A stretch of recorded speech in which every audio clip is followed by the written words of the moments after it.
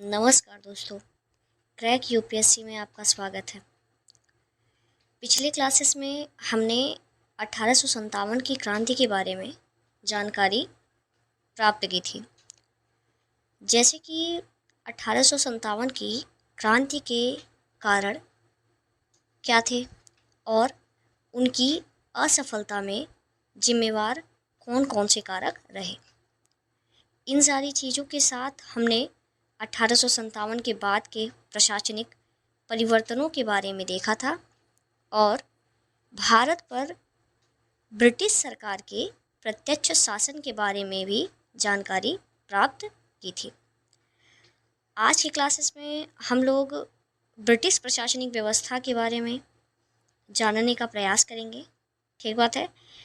अगर हम बात करें प्रशासनिक व्यवस्था की तो इसमें मुख्यतः 3 तरह की सेवा अत्यधिक महत्वपूर्ण हो जाती है। ठीक है, जैसे कि अगर हम सेवा देखेंगे कि कौन कौन सी सेवा महत्वपूर्ण हो जाती है, उसमें सबसे पहले नंबर पर नागरिक सेवा जिसे सिविल सर्विस कहते हैं। ठीक बात है। दूसरी थी सेना और तीसरी थी पुलिस। ठीक, अब हम बारी बारी से एक एक के बारे में कुछ महत्वपूर्ण बिंदुओं को जानने का प्रयास करेंगे। अगर हम बात करें सिविल सर्विसेज की तो इसकी शुरुआत लॉर्ड कॉर्नवालिस ने किया था।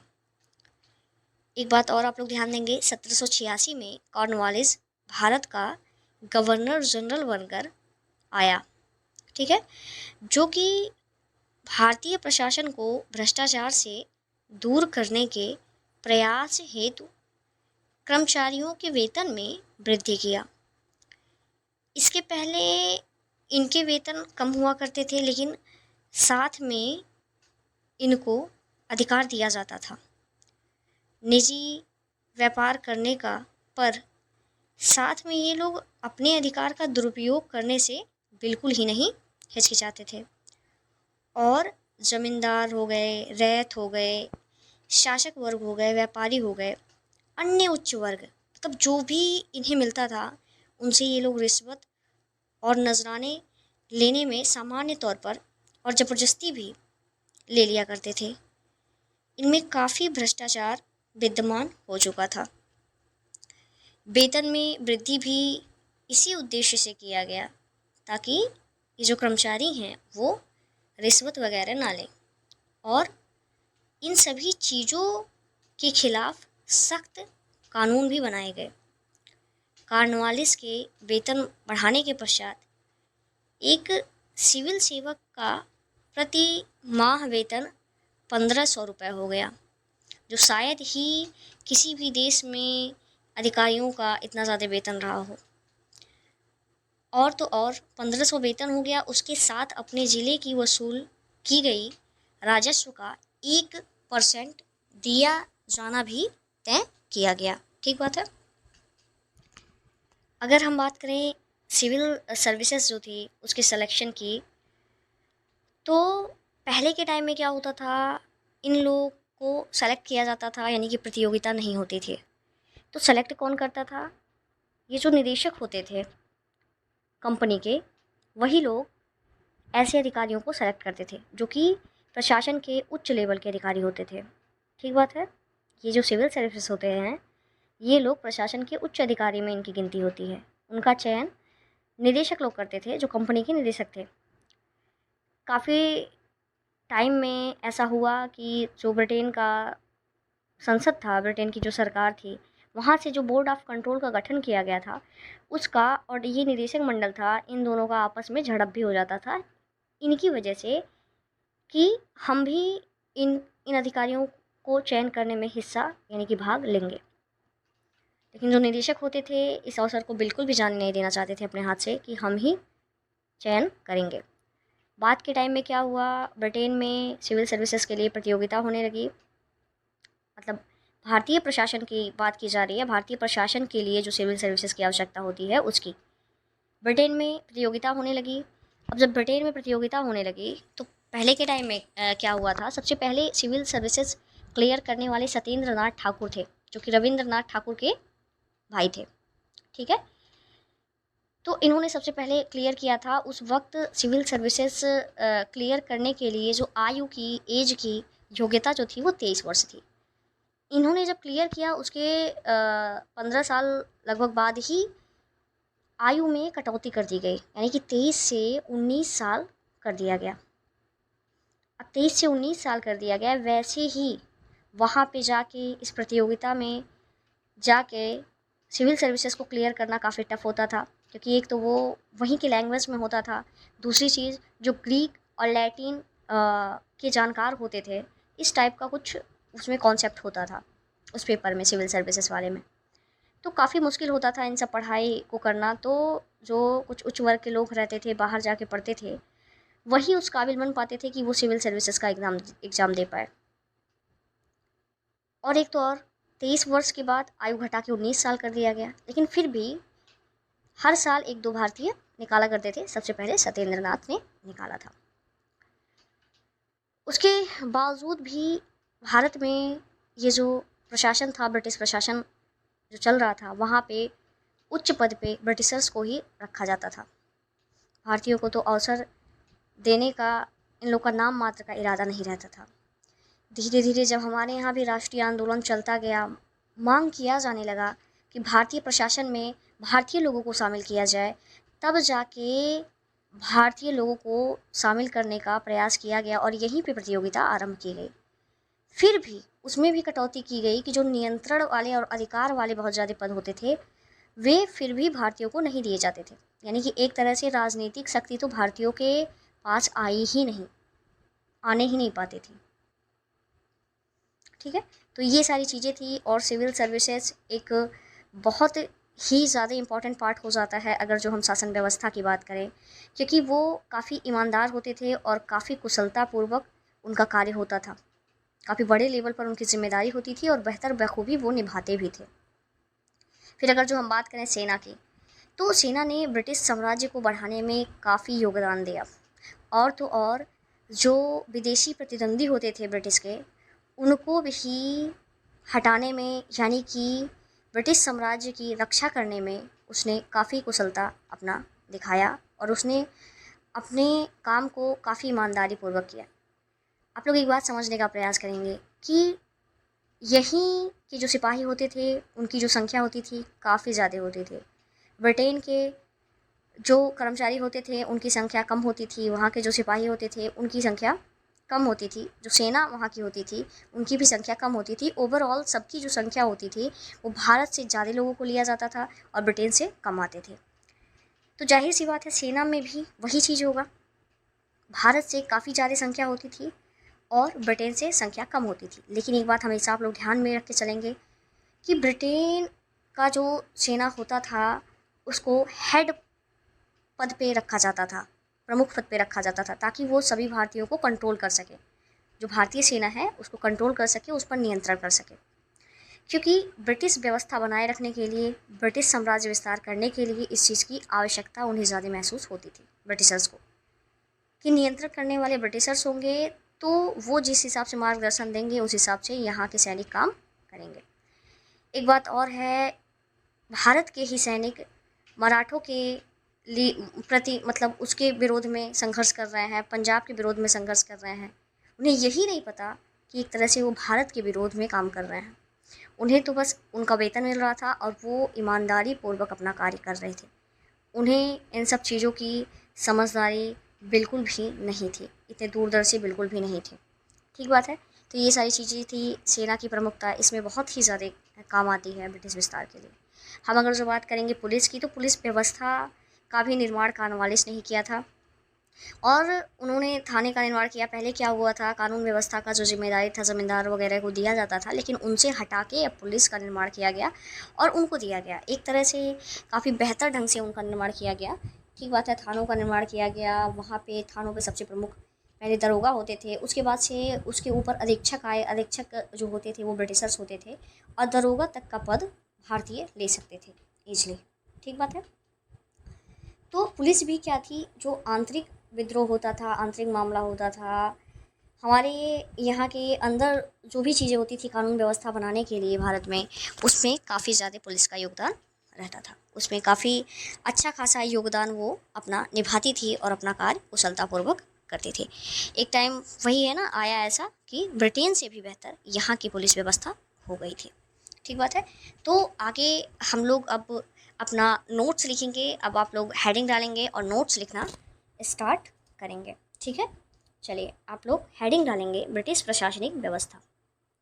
ब्रिटिश प्रशासनिक व्यवस्था, इसमें एक आप लोग अगले लाइन में लिखेंगे सिविल सेवा को ब्रिटिश व्यवस्था का स्टील फ्रेम भी कहा जाता है। एक बार फिर से ध्यान देंगे, सिविल सेवा को ब्रिटिश व्यवस्था का स्टील फ्रेम भी कहा जाता है।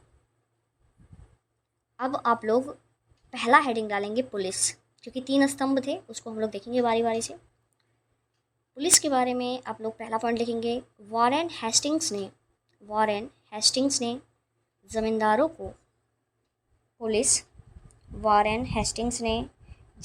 को पुलिस का अधिकार दिया। अगला पॉइंट लिखेंगे, कॉर्नवालिस ने आधुनिक पुलिस स्टेशन की स्थापना की और दरोगा को इसका प्रमुख बनाया। अगला पॉइंट लिखेंगे, आधुनिक पुलिस प्रशासन को लेकर पहला महत्वपूर्ण प्रयोग सिंध में हुआ और इसी को आधार बनाते हुए 1861 का इंडियन पुलिस एक्ट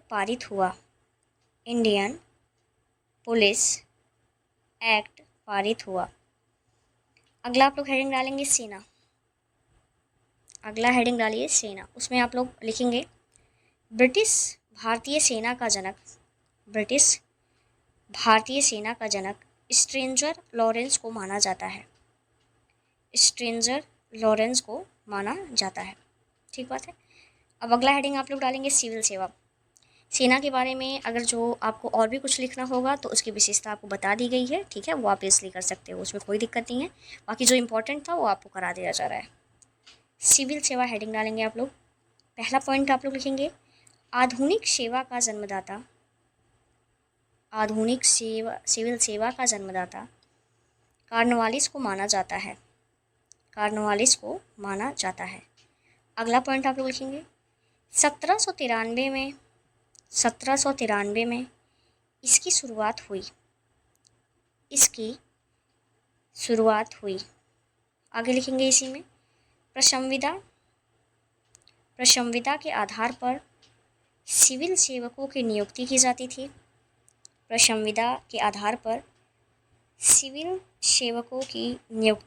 थी। अगला पॉइंट लिखेंगे, सिविल सेवकों को 1500 रुपये मासिक वेतन तथा राजस्व वसूली का 1% दिया जाता था। अगला पॉइंट लिखेंगे आप लोग, कॉर्नवालिस ने सिविल सेवकों से न्यायिक कार्यों को अलग किया। ब्रैकेट में आप लोग लिख लेंगे शक्ति पृथक्करण ब्रैकेट बंद। अगला पॉइंट आप लोग लिखेंगे, 1793 में ही यह नियम बना कि 500 पाउंड से अधिक वार्षिक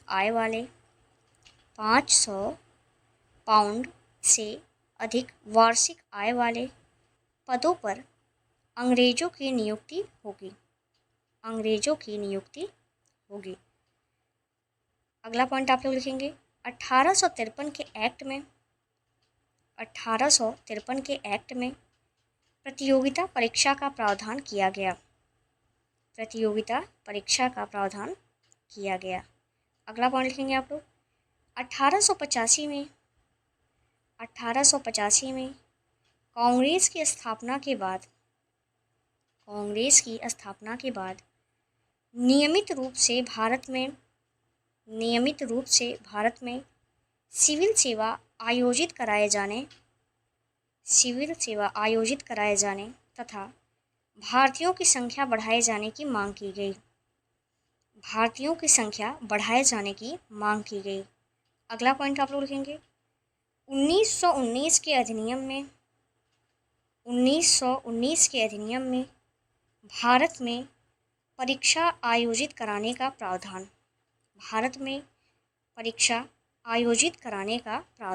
अगला पॉइंट लिखेंगे। सर्वप्रथम भारत में 1922 में इलाहाबाद में परीक्षा का आयोजन। सर्वप्रथम भारत में 1922 में इलाहाबाद में परीक्षा का आयोजन। अगला पॉइंट आप लोग लिखेंगे। 1924 में ली आयोग ने भारतीयों की संख्या बढ़ाकर 50% करने की अनुशंसा की। अगला पॉइंट लिखेंगे। 1926 में लोक सेवा आयोग का गठन। ये सारे पॉइंट्स ऐसे हैं जो आपको क्लियर तौर पर एकदम अच्छे से लर्न होना चाहिए, याद होना चाहिए। ये चीज़ें आपको मिस्टेक नहीं करनी है। जो भी सारी चीज़ें हैं वैसे ही आपको सॉर्ट करके ही लिखवाया जा रहा है, इंपॉर्टेंट चीज़ें लिखवाई जा रही हैं। तो आप लोग इस पर विशेष ध्यान देंगे और ये चीज़ें हमेशा याद रखने की कोशिश करेंगे। चलिए, अब आप लोग का क्लास यहीं पे आज समाप्त होता है। अगला क्लास आप लोग 1858 का भारत शासन अधिनियम के कारण भारतीय प्रशासन में क्या क्या परिवर्तन हुए। ठीक बात है। इस क्वेश्चन का आप लोग आंसर राइटिंग कर लीजिएगा। और आप लोग से यही रिक्वेस्ट है हमेशा कि रेगुलर जो सारी चीज़ें इंपॉर्टेंट है वो आप करते चलेंगे, उसको आपको स्किप नहीं करना है। जो चीज़ें ज़रूरी हैं उसको डेली बाय डेली लेके चलना है। और एक बात आप लोग हमेशा ध्यान देंगे, जो एक व्यक्ति का नेचर होता है उस चीज़ से सारे लोग ग्रसित होते हैं, सारे लोग परेशान होते हैं। ऐसा नहीं है कि कभी किसी एक लोगों के साथ होता है। यानी कि कहने का ये मतलब है कि कभी दिमाग में पढ़ने बैठो या कोई और काम करो तो बहुत सारे थॉट्स आएंगे, क्योंकि उस पर कंट्रोल नहीं होता किसी का। ऐसे ही जो कि नेचुरल होती हैं उस पर कंट्रोल नहीं होता। लेकिन हमें डिसाइड करना होता है कि हम कौन से थॉट पे एक्ट करें। इतनी तो समझदारी हम में होती है, क्योंकि ओवरऑल हम इतने टाइम से सोसाइटी में रह रहे हैं, हर एक चीज़ अच्छी बुरे की पहचान होती है। तो कौन सी चीज़ अभी हमारे लिए ज़रूरी है, कौन सा काम अभी हमें करना है, वो हमें पता होना चाहिए। और अगर जो हमारे माइंड में कोई ऐसा वैसा थॉट आया, नहीं अभी हमें कुछ और कर लेना चाहिए, अभी हम ये काम कर लेते हैं, अभी हम वहाँ चले जाते हैं, तो उस थॉट को आप कंट्रोल कर सकते हो। यानी कि कंट्रोल करने का मतलब कि इग्नोर कर सकते हो कि आपको वो एक्ट नहीं करना है। और जब तक आप एक्ट नहीं करोगे तब तक तो कुछ होने वाला नहीं है। यानी कि आपके माइंड में अगर जो गलत थॉट भी आता है, जो कि नेचुरल होता है, कभी कभी कुछ सिचुएशन को देख के, माहौल को देख के कि हाँ कोई बंदा यहाँ पे बैठ के बात कर रहा है तो हम भी जाके शामिल हो जाएं, कुछ और कर रहा है, कहीं घूमने जा रहा है तो हम भी चले जाएं। तो उन सब चीज़ को इग्नोर करना है और उस पर एक्ट नहीं करना है। आपको पता होना चाहिए कि अभी आपके लिए क्या महत्वपूर्ण है, उसी काम में आप लोग ध्यान दीजिए। ठीक है। और उसी काम में एक्ट कीजिए। एक्ट आप लोग गलत चीज़ों में नहीं करेंगे। गलत चीज़ कहने का सेंस ये है कि अभी जो आपके लिए इंपॉर्टेंट है वो चीज़ सही है, बाकी हर एक चीज़ गलत है, भले ही वो क्यों ना सही हो। ठीक है। तो अभी आप लोग यही कार्य करेंगे, अपना काम कंप्लीट कीजिए, उसके बाद से फिर जो भी करना होगा बाद में कीजिएगा। उसके लिए फिर बहुत सारे भी अवसर बाकी हैं। ये जो अवसर है वो आप नहीं जाने दे सकते। ठीक है, इतना ज़्यादा इम्पोर्टेंट है। चलिए आज का क्लास यहीं पे समाप्त होता है, अगला क्लास आपको मिल जाएगा। बहुत बहुत धन्यवाद।